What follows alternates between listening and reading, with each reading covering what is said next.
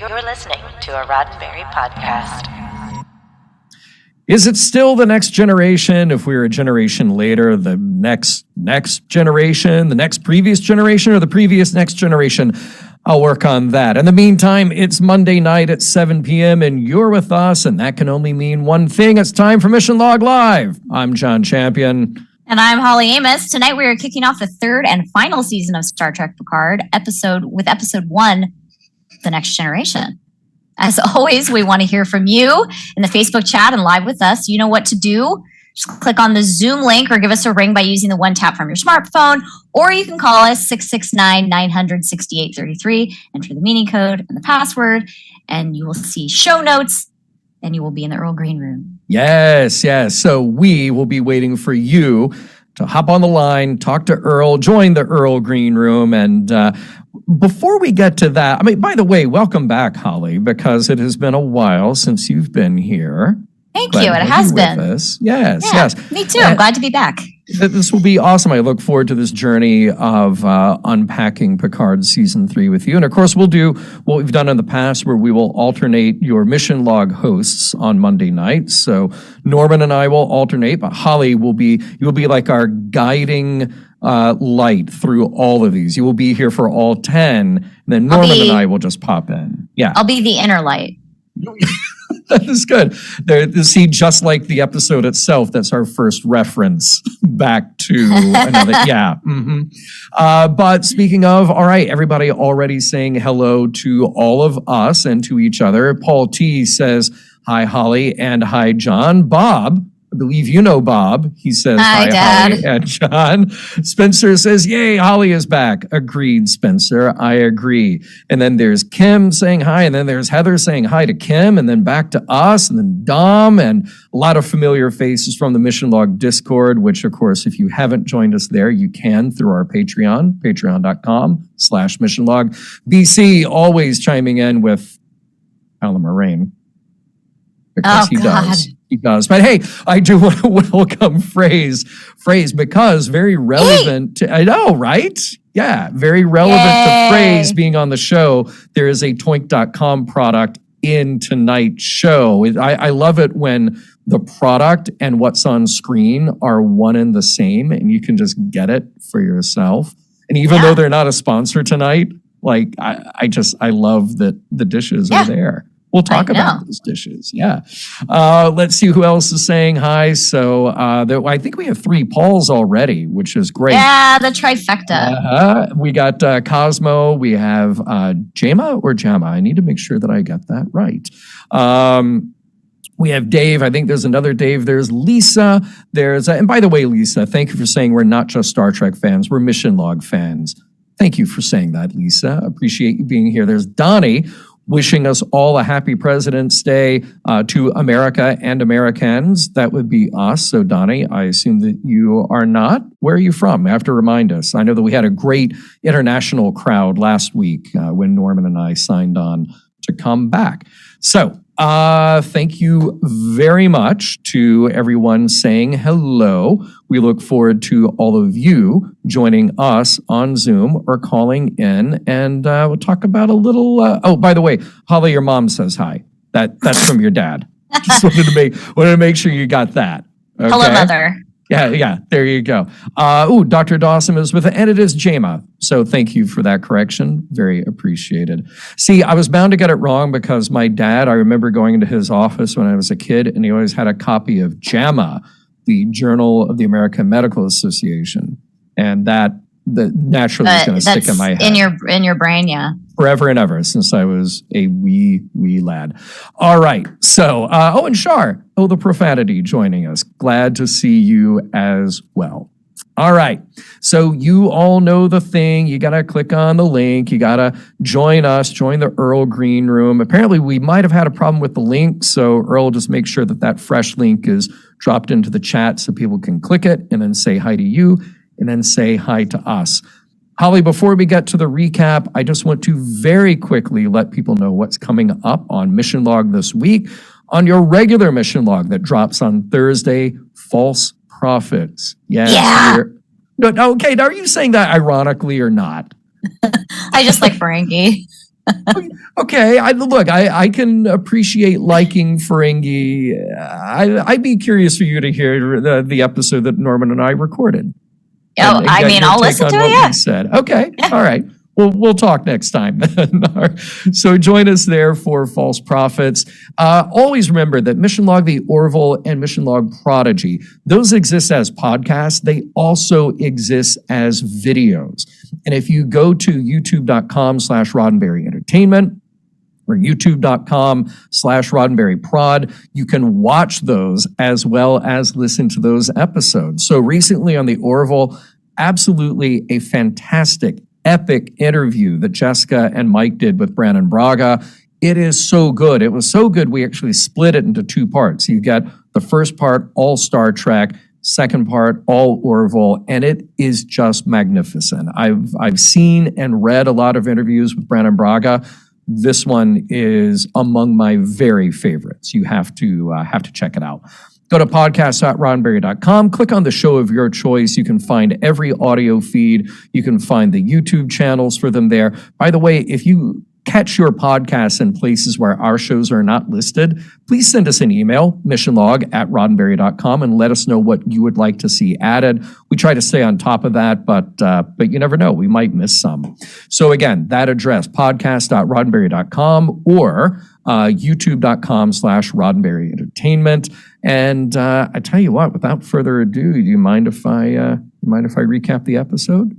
Go for it. All right, here we go then. Star Trek Picard, Season 3, Episode 1, The Next Generation.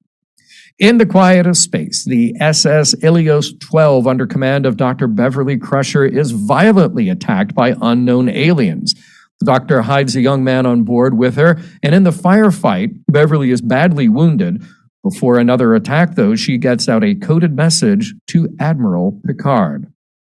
Meanwhile, on Earth, Picard is in a reflective mood, but ready to let go of some mementos of the past. Maybe Geordi at the Fleet Museum will want some of the knickknacks as the retired admiral writes his memoirs.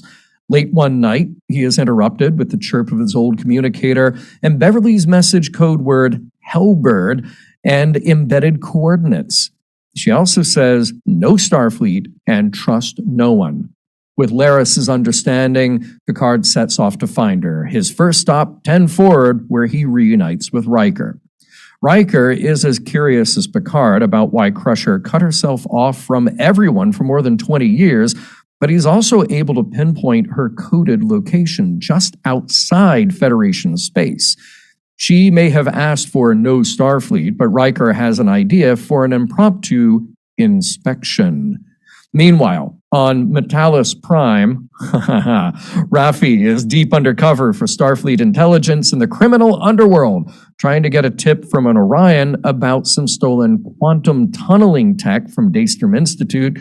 She gets a lead about a red lady, but that's it, and she reports it back to her handler. At Space Dock, Riker and Picard arrive at the USS Titan for their inspection. Lucky for them, the first officer is 7 of 9. Well, Annika Hansen, if you're being formal. Unlucky for them, the captain of the Titan is Liam Shaw, and over bites of blue steak, he makes it clear that he is not cooperating with their desire to go where they want, even if it is an inspection to honor Frontier Day. I said, "Good day, sir," and Shaw goes off to his quarters. But 7 knows something is up. Raffi does what she can with her handler, a faceless female voice coming through a computer interface. She needs to know what or who the Red Lady is, but has no leads. The handler just offers some words of encouragement, which boil down to get back to the job. On Titan, 7 has disobeyed orders and taken Picard and Riker right where they asked, the Riken system at the edge of Federation space. She's even gone so far as to let them know when a shuttle guard will be called away, all very helpful since they detected a vessel out there in the nebula cloud. And they better move because Shaw has awakened from his nap, and he does not like the fact that they are exactly where they shouldn't be. Meanwhile, Raffi has been searching for anything at all that looks like a red lady and narrows it down to the dedication of a big red statue of Enterprise C's legendary captain Rachel Garrett. She's too late, though. Raffi arrives a smidge too late as a portal indeed opens up around the Starfleet recruitment building where the statue is located, swallows it up, and then spits out the debris from the sky. Raffi hears the terrified screams of the victims. Picard and Riker arrive at the Helios 12, where they find the aftermath of Beverly's fight with aliens, and they find Beverly herself locked away in a medical stasis pod. She also happens to be protected by that young man she was hiding away before. He at first tries to take Riker hostage, but Picard sees through it. He wants help, not to pick a fight. Then he introduces himself as Beverly's son. This Jerry Springer moment will have to wait, though, as the attackers are back. Who exactly? Somebody in a big, tough alien ship. See you next week. The end. There you go. Well, that's, I like the Jerry Springer reference. It was a very Jerry Springer moment, I'm your son. Cut to commercial. Go away. Yeah. And that look on Picard's face. We do have callers lined up. Anything that you want to point out here before we go to our first caller? I mean, I have a lot of things in my notes. I do too. But right at the top, was there anything that struck you right away that, for me, my lasting image will be blue steak on Star Trek plates, probably a space fork, definitely a space fork in his hand. I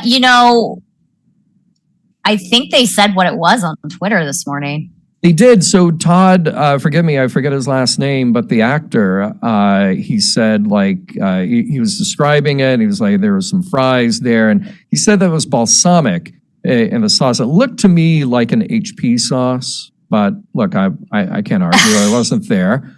The food is very important to me. That's all. Why? I like that they're going on with the whole blue. Oh yeah, because we see blue food a lot in Star Trek 6. Everything on the plate was blue. Absolutely, it's because in nature there are very few blue foods. Even blueberry, not really blue.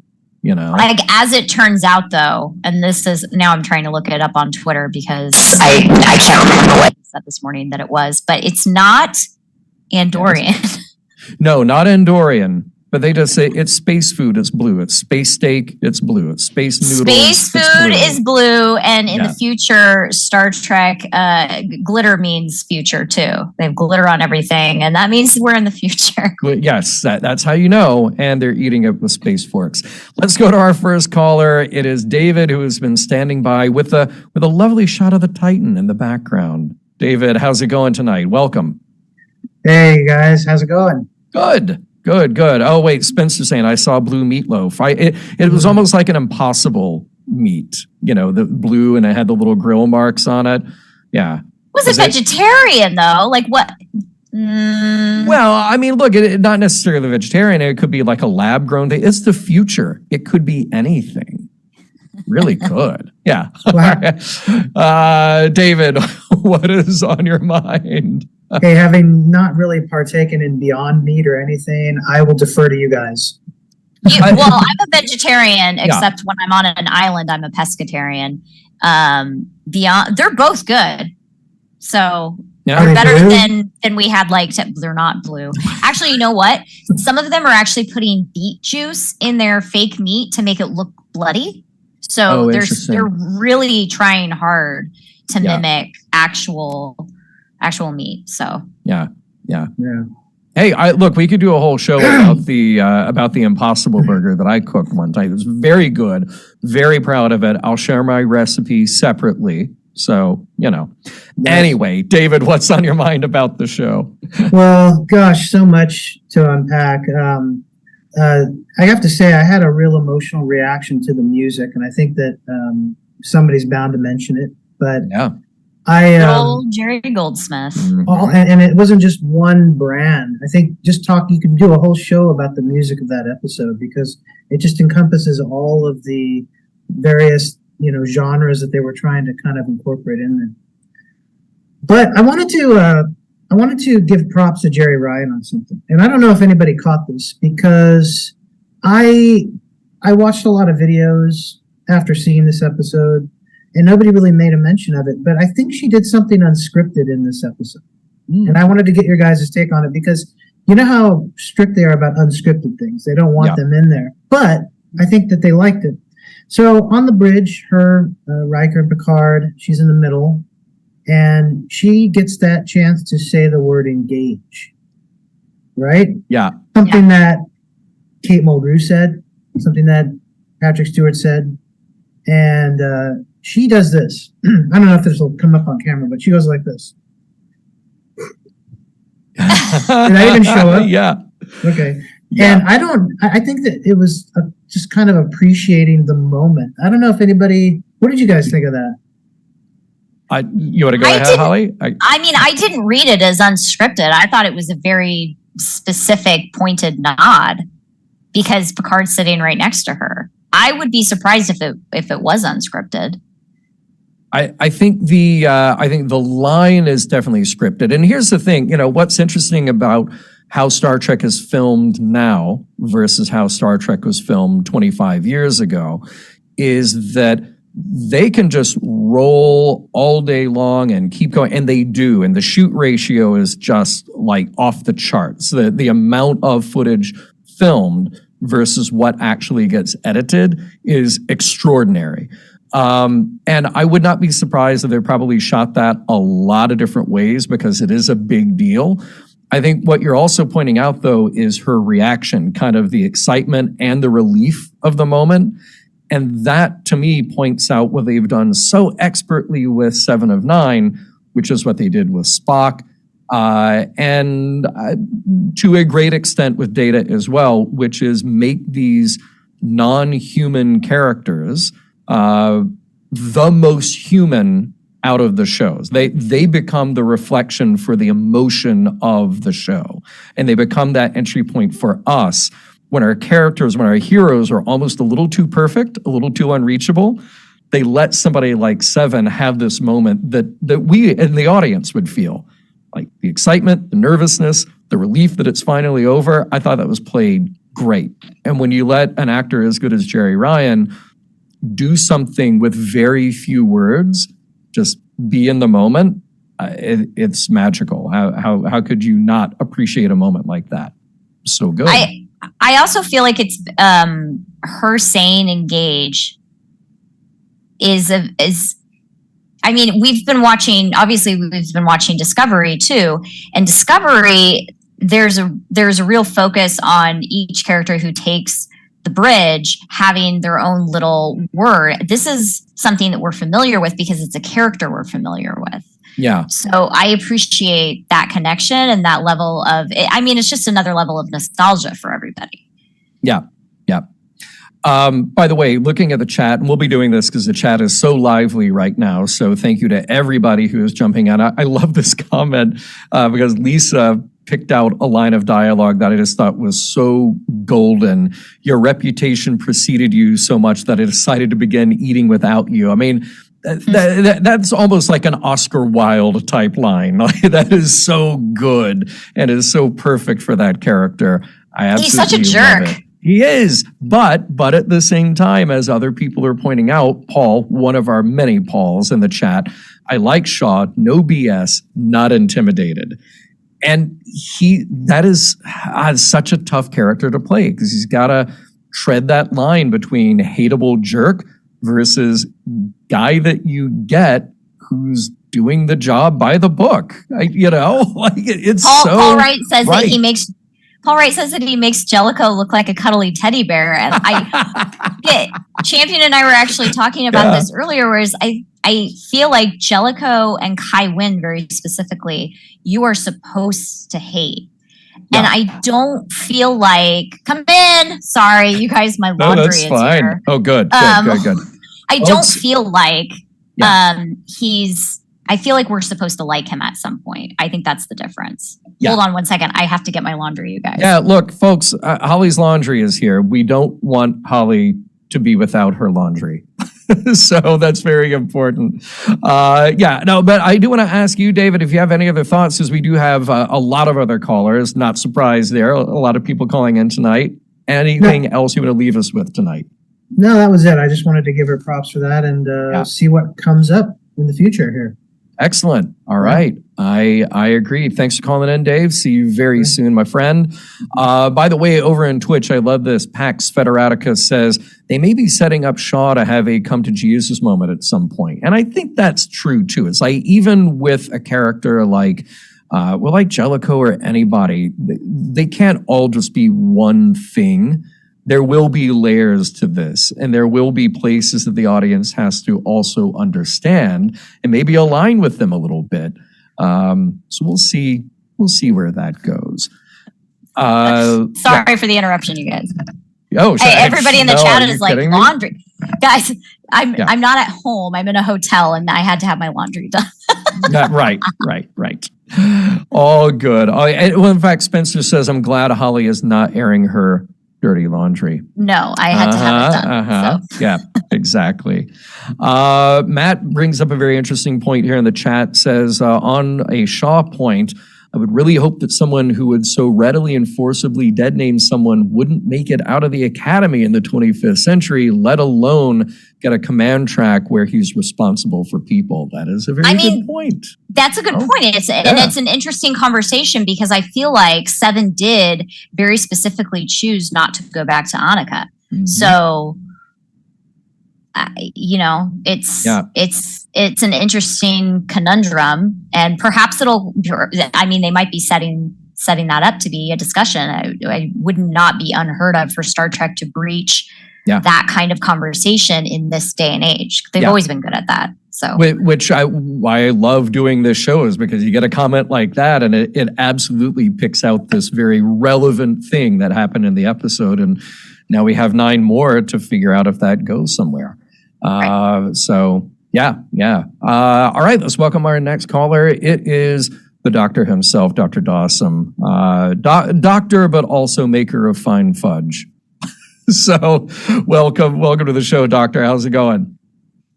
New Patreon tier, right? Yes. It's like, potato peeler and ensign and then maker of fudge, which you have mastered. So welcome to the show. Not just for that, for your keen intellect and insights as well. Yeah. But also thank you for the fudge. Yeah. Mm-hmm. Right. What's up tonight? Oh, it's just nice to be back with the lives going on, right? So tell me about it. Yeah. I very much agree. The music was probably my favorite piece of this episode, and the little tidbits that the composer pulled from the movies, from the shows, all of that weren't necessarily exactly the same, but kind of very similar. You could tell it's the kind of thing that crazy Star Trek fans will know, and those who won't, but will just enjoy it for the aesthetic value, right? Well, can I ask you something about that real quick? Because I don't want to be a downer here. I don't want to bring, I don't want to totally torpedo the conversation. But I feel like as part of my job doing mission log, I absolutely have to point out things that I question or don't land right with me and see where this journey goes over 10 weeks. And the music thing I find to be, it was very gratifying for me as a fan to hear cues that I recognized, and particularly a moment like going to space dock and revealing the Titan. Okay, to hear that familiar music made sense. There are other places where I feel like I didn't understand the emotional point or connection of the music other than it was music that I had already heard and liked. Yeah. So, and I feel like that is something that I will be struggling with throughout this series is when do you have a callback, when do you have a reference that is earned because maybe you're a fan who recognizes it and you're making a specific connection to something, or you're new to it and you just think, okay, that's a poignant piece of music or a poignant thing, I get it. But I feel like those are choices that the production has to make for a reason. And it can't just be because it's familiar. It also has to be because there is meaning behind it for the particular moment, for the particular piece of music that they chose. So did all of those work for you, or you tell me? I think you're right. I think there was a great deal of what I hate the term fan service, but I think there was a little bit of that going on. But I think that if you didn't know, it wasn't it wasn't so pulling into that area that it mattered. So it mattered to the people it mattered to, and if it didn't matter to you, it was still nice music. Yeah. Now, I think there were some moments, the Titan departure from space dock with the Star Trek 3-ish music playing. Yep. And the Clear All Mornings from Star Trek 6 kind of theme was in there a little bit. And I think that was maybe, you get 53 minutes or whatever it is for streaming in this. And if we take a minute for that kind of playback, I don't know that was necessary. There were no 7 circles and a shuttle pod around the Titan. So we escaped sort of the motion picture approach. But I think that for the most part, if you didn't get it, it didn't matter. I mean, I feel like it's sort of the same as references in Lower Decks, because the Easter eggs in Lower Decks, if you get it, cool. But if you don't get it, it doesn't mean that you can't follow the storyline. Right. But people might be like, well, why did it take 2 minutes to leave Space Dock out of a 48-minute or 53-minute show? I don't know. Yeah. Still shorter than the motion picture.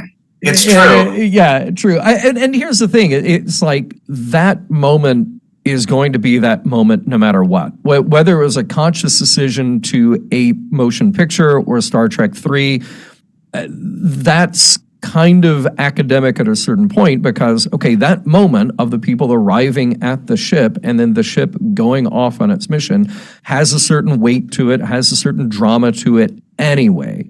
So absolutely, you can choose to reinforce that with the music, and that's perfectly fine. Because otherwise, what's your choice? They just have to go find them somewhere in space that isn't particularly convenient and contrive a way to get them in to that. So I'm not super worked up about the idea of making that scene have a certain emotion to it.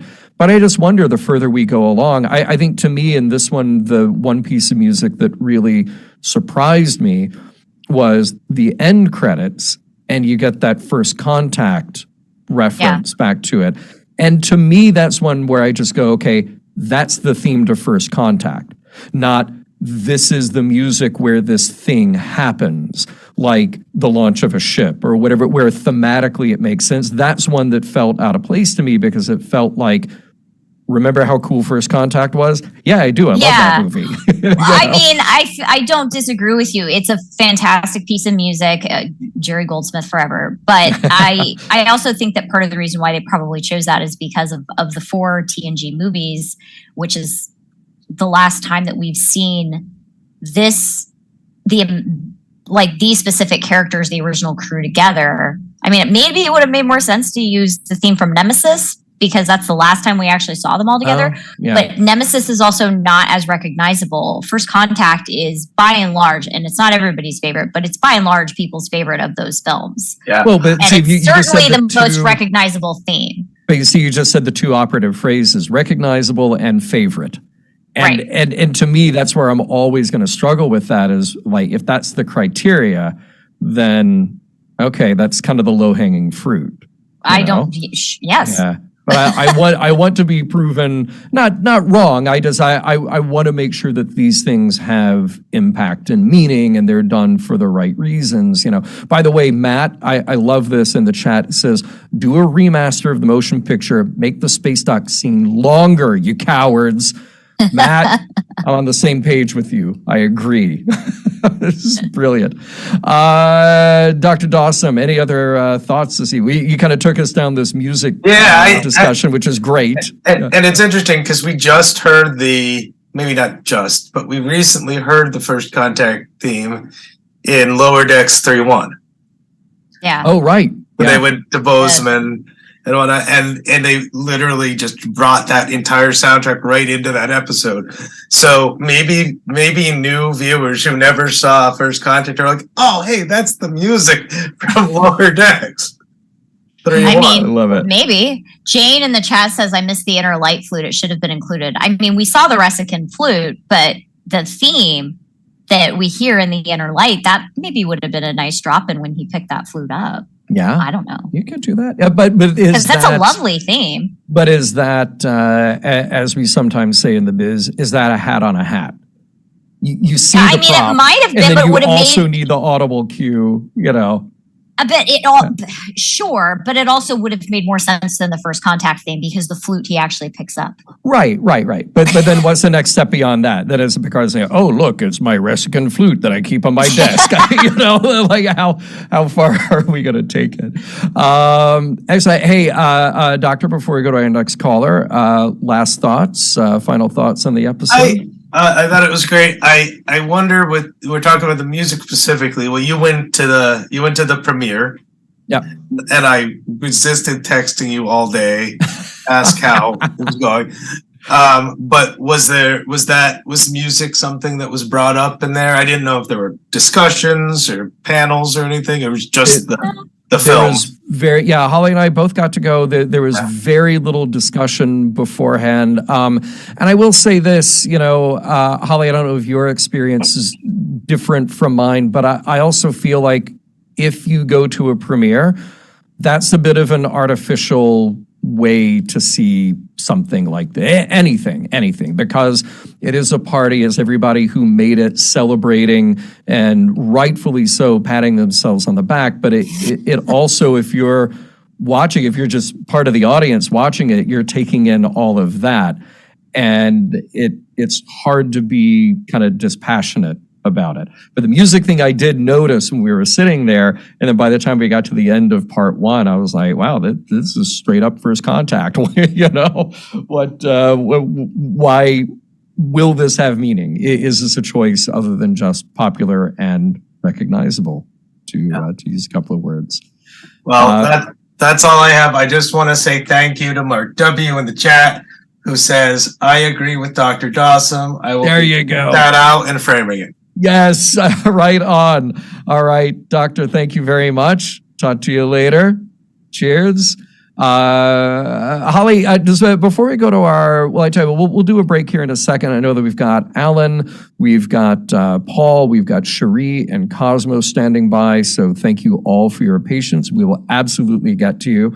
But before we do our break here, Holly, thoughts about the premiere? Did it affect your take on things one way or the other? I mean, it was enjoyable to see people who are involved and celebrate this. I mean, especially because this is presumably the last time we see Patrick Stewart as this character. Yeah, it was a good time, and you and I got to see a little bit ahead. Yeah. Which honestly, though, I think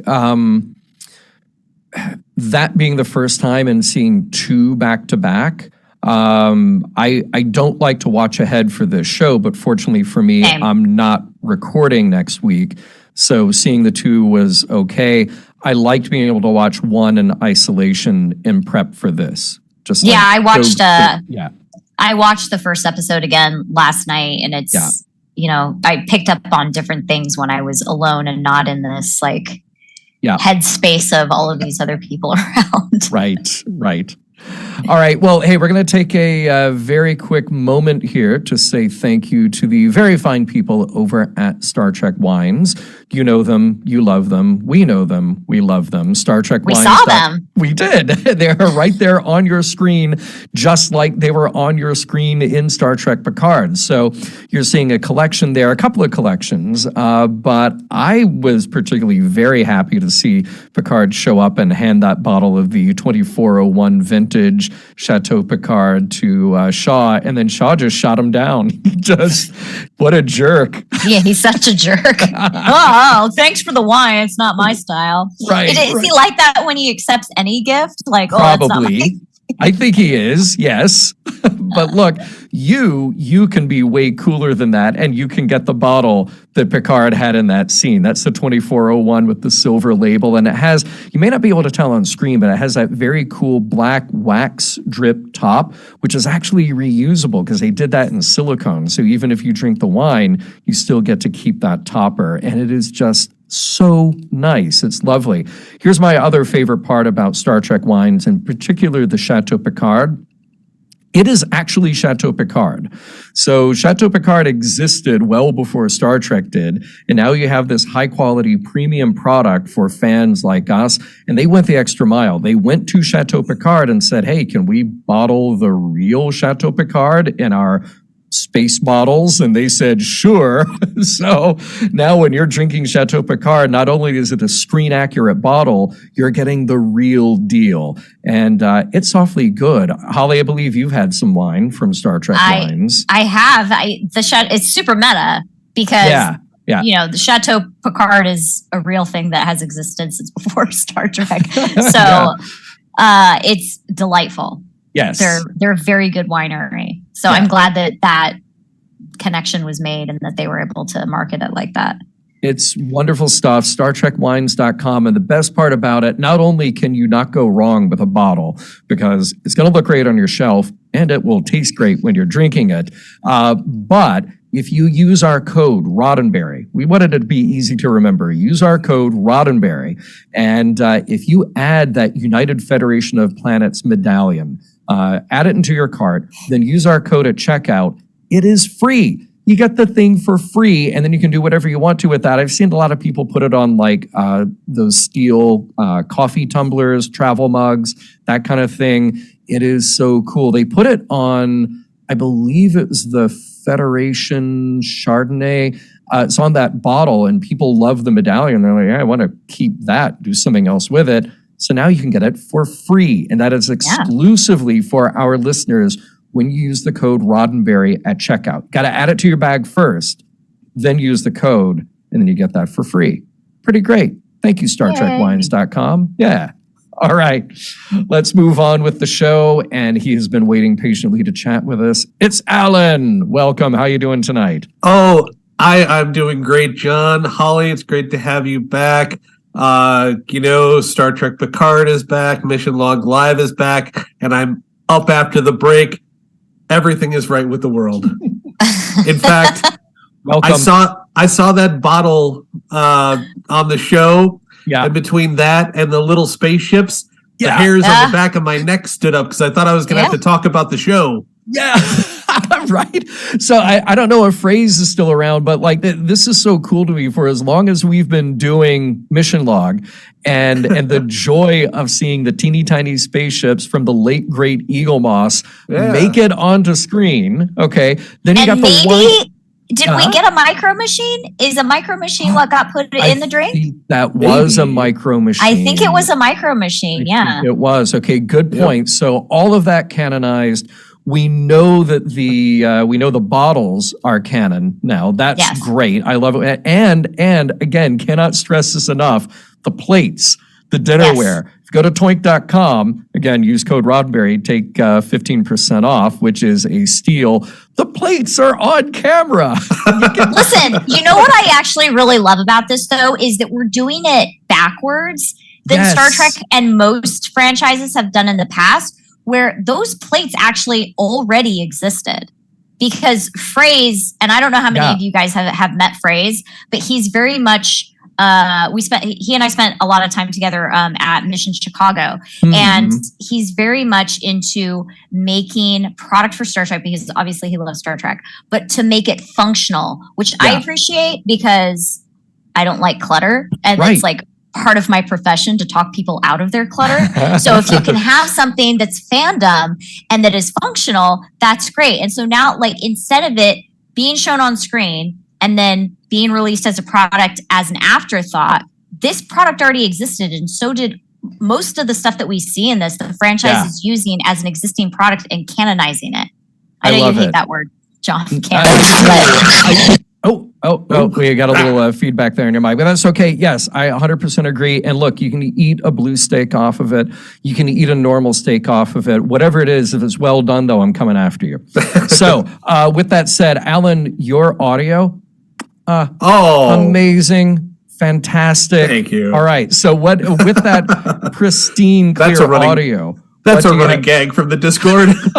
What do you have to share with us tonight? Well, I mean, first off, John, I do have one minor thing that I want to correct from the recap. Oh, please. That was a Maury Povich moment, not a Jerry Springer. Oh, if it had been Jerry, Beverly would have broken into Chateau Picard and had a pull apart with Laris. Yeah, you're so right. Maury is right. He's the you are the father.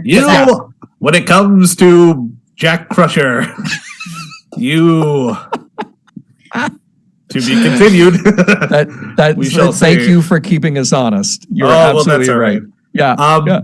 But speaking of the Picard and speaking of the music, did I hear correctly that when they got to the ship, the music that Picard and Riker heard was from a collection of classics that he gave to Beverly? Yes. He made her a mixtape. He made her a mixtape. How cute is that? It's adorable, right? Now, do you think though, because there's the brand of mixtape where it's just like, okay, you record things for somebody. There's also the kind of mixtape where you drop in some phrases, some spoken word. Do you think he did that? Maybe. Well, I mean, it's all very sort of classic. Almost wax cylinder-y music. So maybe perhaps there's some early spoken word on there too. Who knows? Here's what's hilarious. So I believe Captain Picard is older than Patrick Stewart, if I'm correct. Yeah. Yes. So what I picture is Picard with like the 24th century version of a cassette player.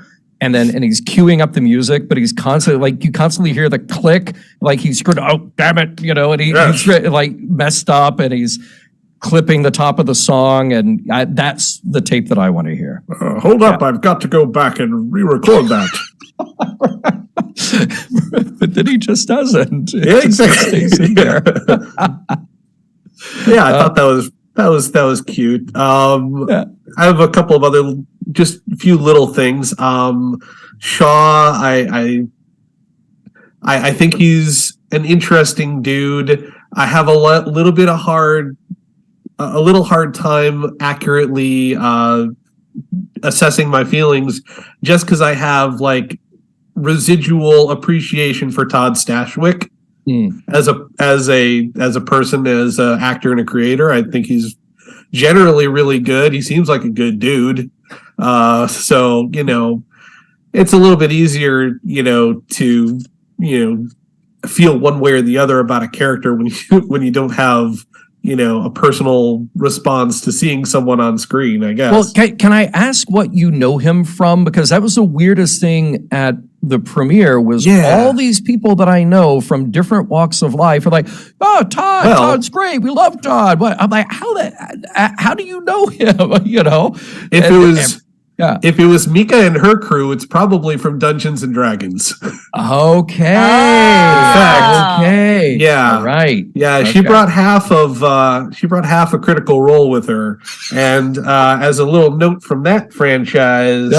There we go. You're prepared. Nice. I didn't know that. So Todd runs in some of the same social circles as John and I. So we have a lot of mutual friends. Yeah. And but I'm not a Dungeon and Dragons person. I mean, bless it if that's your thing. Like, Yeah. but I am not. I'm gonna have to watch the next Dungeon and the movie though, because Chris Pine's in it. There you go. Maybe I'll get into it, and There then you I'll go, go back and see all of Todd's stuff. Right. Yeah, if you have several hundred hours free, Critical Role is great. I don't. But that's all right. All right. What else? Just an overall assessment. I'm very curious to see how the fan reaction is going to be, because I feel like, and maybe this is hype coming off of the premiere and everything that goes along with that, but it feels like people are very up on this particular series of the show, and it feels very similar to the last two to me in a lot of ways. Yeah. We've got Picard, being drugged back into Starfleet. There's a crisis going on. There's, something going on with him personally in terms of his relationships. There might be something going on with him health-wise, because there are things that he either forgot or missed, or what have you. And Starfleet's back to being untrustworthy. We've got all this other stuff going on, and I'm like, this feels like the same show. And is it just Will and Beverly? I hope that's not it. But yeah. Look, I'm right there with you. I mean, this goes farther back and deeper in terms of the fan reaction to this particular show. I feel like by doing Mission Log Live this week, we're like a month behind, because all those screeners went out to just a ton of people. Then you had the premiere, and the timeline for this has gotten really screwed up.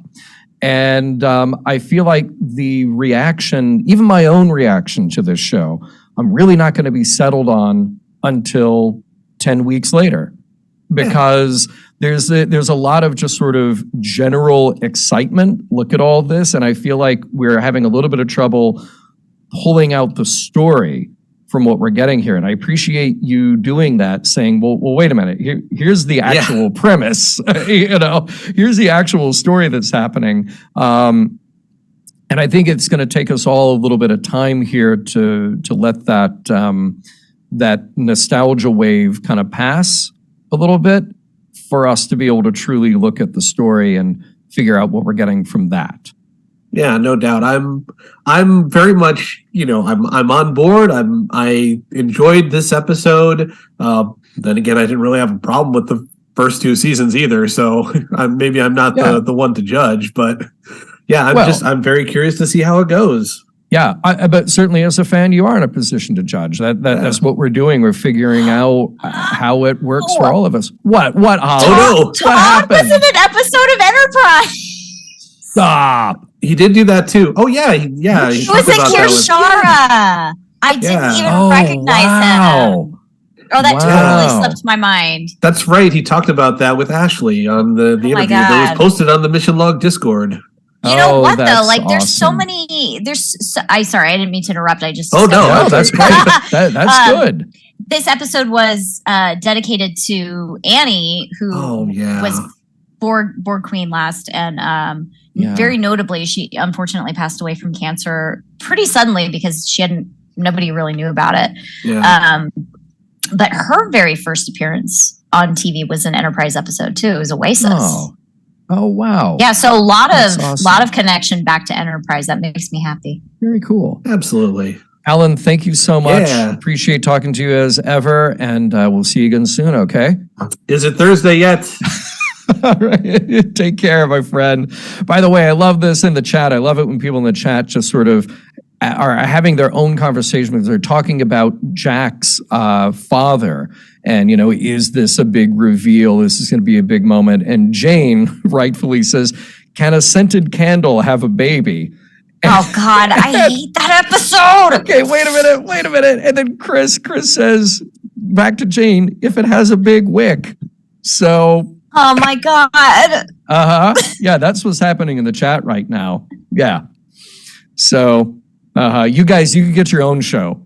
Okay. All right, let's say hi to our next caller. It's Paul, one of our Pauls. Greetings. Paul, how are you doing tonight? I'm doing good. Can you hear me? Yeah, you sound good. Lights up, Holly's always great to see you from faraway places.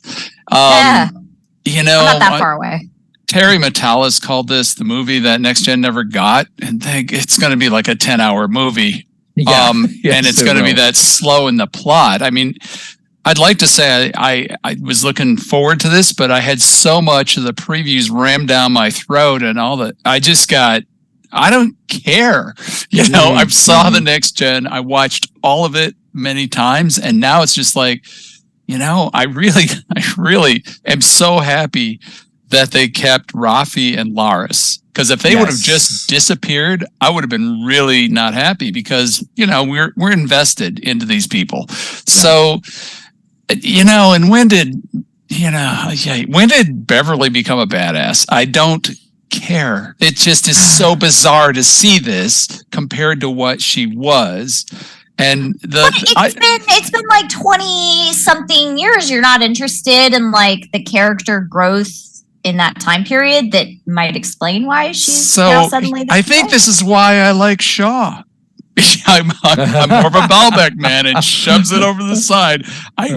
It's going to take a while to be invested, and then you know it's going to be over. I don't know. I love the whole concept of Picard. Love the past 2 seasons. This is not my favorite start. You know, the first. You know, it's just a little forced. I feel the word forced. I hear what you say. There's a little bit of a bait and switch to say we got the gang back together. It's all your old favorites.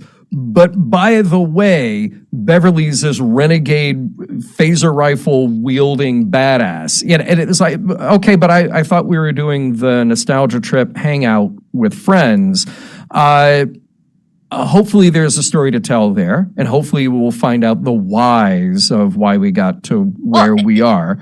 It was a medical ship, right? She's still on a medical ship.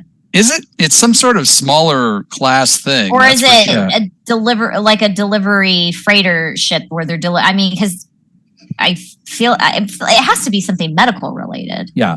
Maybe research.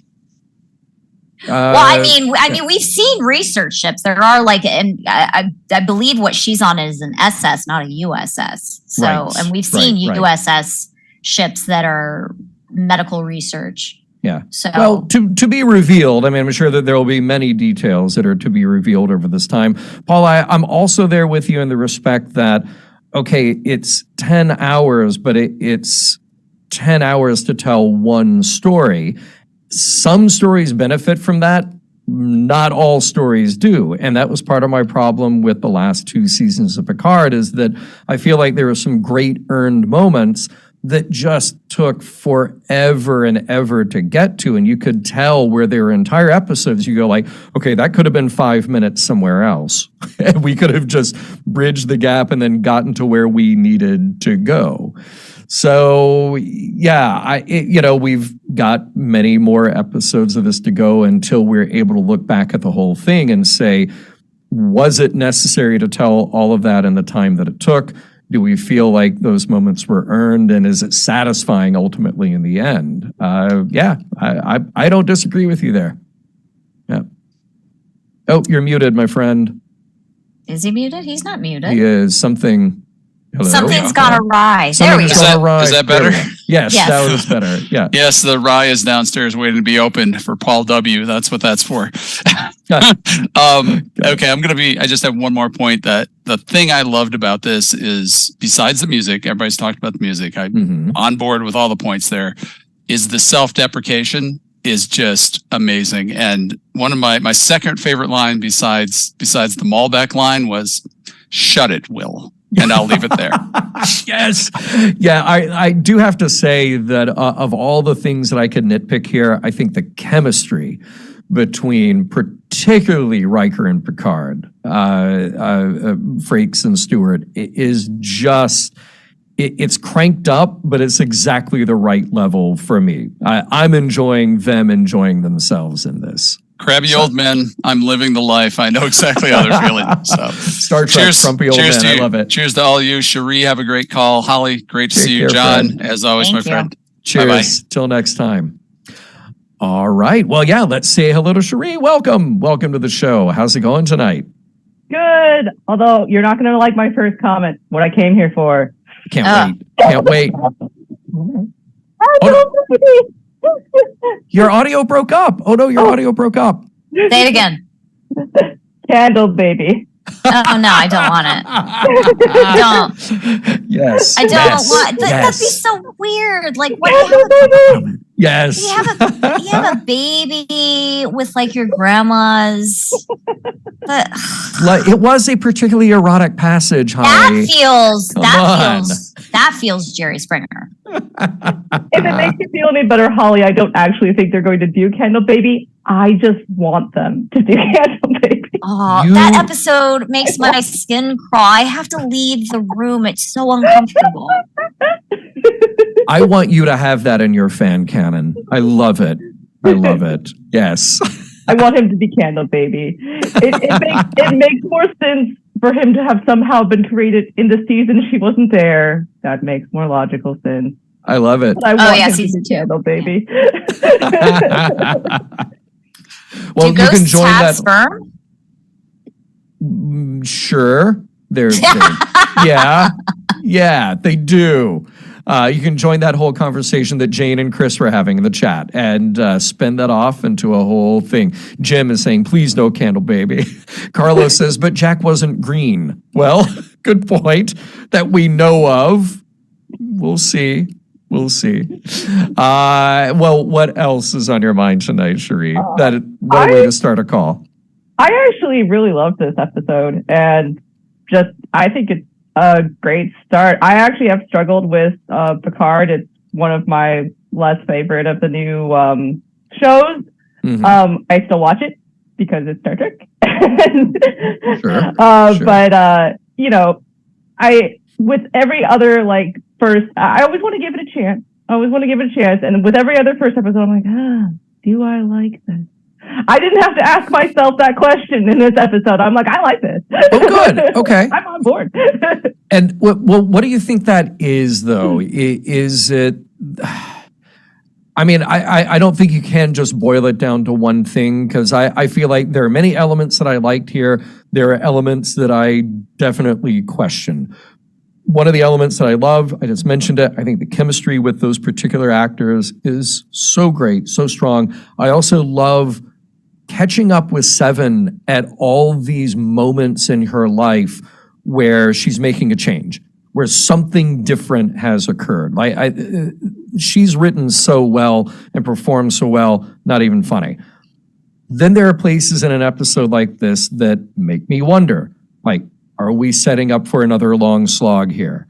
Are we doing too much with either references, whether they're physical references or musical references, where it's just sort of like, hey, we remember the same things that you remember, audience, so here you go. I want those things to have payoff. So what's working for you? So for me, what you were saying about the chemistry, I think that's a large part. I think they're doing nostalgia right in that way of the character development, because you already have these characters who have these years of character development. And I do think that sometimes some franchises and, some shows, they're like, oh, here's this character that you really like, but we're not going to develop them or do anything. It's just look, here's the character. Isn't that cool? And it's no, because you didn't do anything with them. So I think they're doing a great job of this is actual logical development of all of their characters. Where they were makes sense. Where Seven was makes sense, and where Picard and Riker are, they make sense. So I really enjoyed that. Also, Riker reminded me a lot of Kirk, and that makes sense for his character. I was just this is like the Star Trek movies, the original Star Trek movies. So I didn't actually mind they're stealing the Star Trek 3 reference, because basically I'm they're gonna steal the shit. Yeah. They're gonna steal the shit. Well, and and I'm very curious what the reveals will be about Riker and Deanna's relationship. What has happened there? That was a good kind of a nugget to hand to the audience with the promise of something else to come. Yeah, it's a weird passive comment where you're like, "What now?" And then he's just like, "How can I help you?" And you're like, "Oh, we're not going to talk about that more." Yeah, yeah. He's just there. He's just there on Earth. If they, this season could hair off in a direction that I'm like not into, but like at least this first episode, I have no notes, no problems with it. Like it could still go off in a bad direction, but there could be good directions they could go in all of the things they presented. I love this look that Holly is giving me. I have one problem with it. One major problem that really bothers me, and it's so minute. It is the use of the phrase "pay grade" by Shaw.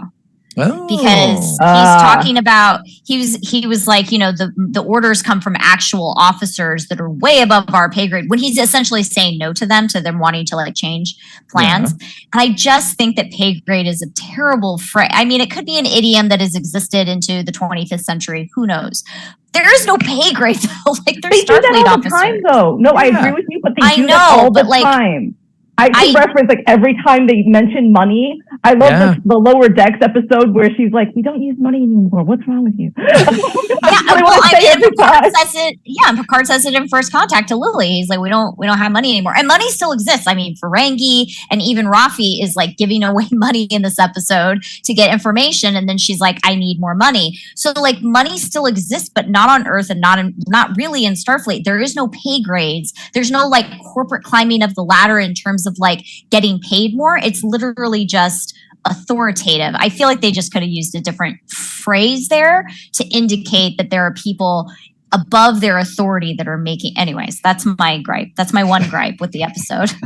I remember well that Kirk says something to Spock about, you know how much Starfleet has invested in you, and Spock's ready to rattle off a number. So I don't take great offense at that, because I also kind of like investment doesn't have to be money though. It could be time. It could. It sounded like he was naming a number. It sounded like it was going to be an amount of money or so. But here's the thing. I also feel like that sort of idiom can exist. Like we still say things like "hang up the phone," and you're not literally hanging up a phone. You're pushing a button. There's things like that or like that will exist.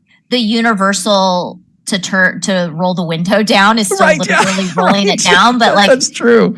Yeah. Or the save button being a floppy disk. Yes, exactly. Yeah. So all these little things. It was very like when I was watching it, it really like took me out of that's like I noticed that immediately, and it took me out of the world. Yeah. Because it doesn't exist. We'll have to see if it comes up again. I'd be very curious. Maybe it'll get dubbed out in a different release of the episode. We'll see if that gets fixed. Cherie, thank you so much. We got one more caller to get to. You have a great night, and we'll see you again soon, okay?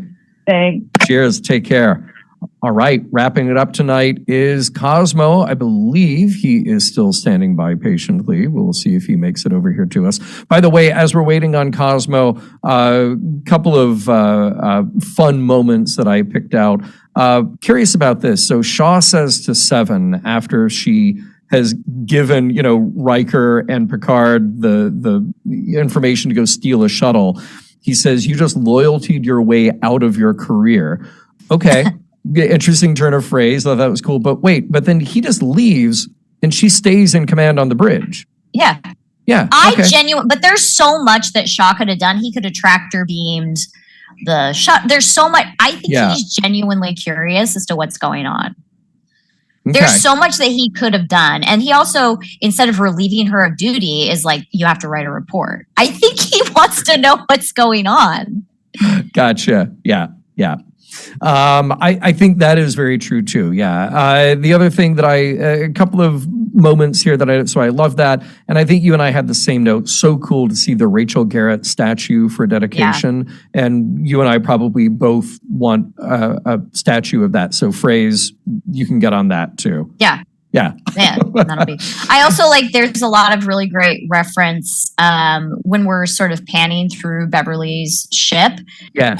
We see that she has like the crate that belongs to Jack Crusher, and she actually got that out of storage in the episode Family. But there's also like flowers from Cause and Effect. Her pearl necklace is there from The Big Goodbye, and then she also got like an honorary citizen award in Allegiance that's there. Oh my God, that's right. Yeah. I forgot about that. So many other notes here. I mean, I do love the look of the Titan. I love the little nods to like Phase 2 design that have made their way into Titan. Just a lot of cool stuff like that. But look, I'm not going to lie. There are things that will probably drive me crazy, but I got to hold on to those. Mark Welch says that he didn't get the Garrett reference. Oh. Rachel Garrett is the commanding officer, the captain of the Enterprise C in yesterday's Enterprise. So she basically dies in service. So. Yeah, in yesterday's Enterprise. And but of course nobody would know what actually happened to they wouldn't, because it's in a different timeline. So exactly. We don't know how she died. We just know that she most likely is deceased.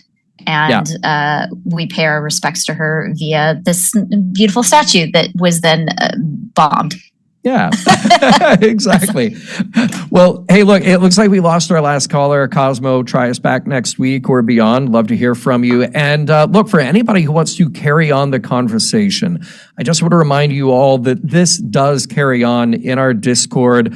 Your ticket to our Discord is through Patreon, patreon.com/missionlog. If you sign up there, find the support tier that works for you, that you are committed to, and then you will get your private link, your key to our Discord. And our Discord is fabulous because we get to hang out and chat, both text and live multiple times a week, and talk about our fandoms, not just Star Trek, but all kinds of other fandoms. So join us there. My favorite thing, Holly, is it just gets rid of the annoying noise of social media. It's not Facebook, it's not Twitter, it's moderated, it is collected, and we're all kind of on the same page, and it's great. So like to see everybody. Yeah, the Discord is super fun. I wish I had more time to participate in the Discord because the conversations are super interesting, not just for Star Trek. Yeah. Well, we'll see you there when you have more time. No problem at all.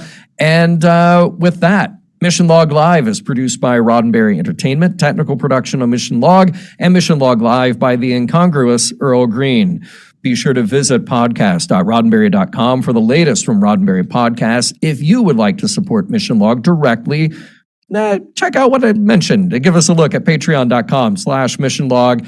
Special thanks to my co-host, Holly, who is fantastic here on Mission Log Live. Thank you to everyone who joined us live or later. We look forward to reviewing the next episode of Star Trek Picard with Holly and Norm on Mission Log Live with you next week.